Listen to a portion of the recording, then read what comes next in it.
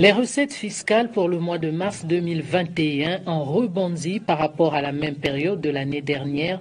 40 milliards de francs CFA collectés via le GUP plus 12 milliards versés directement dans les comptes de la Banque centrale, ce qui fait un total de 52 milliards de francs CFA contre environ 47 milliards de francs CFA en 2020.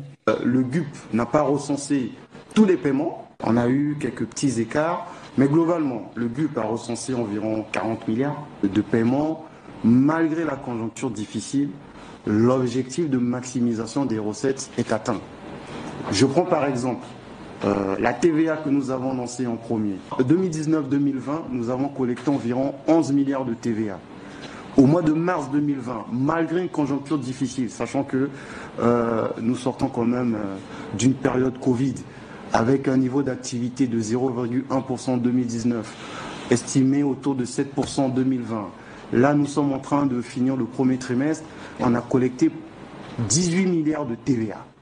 11 milliards en 2019, 11 milliards en 2020, 18 milliards en 2021. Monsieur le ministre des Finances, Monsieur Nganongo, et Monsieur le ministre délégué Ludovic Ngatié ont fait beaucoup d'efforts pour atteindre ce niveau d'assainissement de nos finances publiques, faire en sorte que l'impôt rapporte dans notre pays et que cet impôt puisse couvrir l'ensemble des dépenses publiques, des dépenses courantes de notre pays.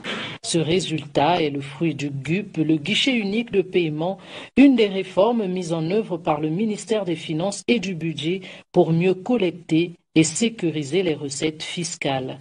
Monsieur le ministre a souhaité mettre en place un module, non pas qui vient se substituer au Trésor, mais qui vient aider le Trésor à mieux collecter la recette publique. Donc, nous avons pris attache avec notre partenaire, Banque Postale du Congo, qui a un réseau étendu partout sur le territoire national. Pour les structures aujourd'hui encore non informatisées des impôts, qu'est-ce qui doit se passer? Nous disons, en avril, ça sera résolu. Ce qui a été mis en place comme réforme vient répondre aux besoins de notre pays et donc vient apporter plus de résilience à notre pays en phase de crise.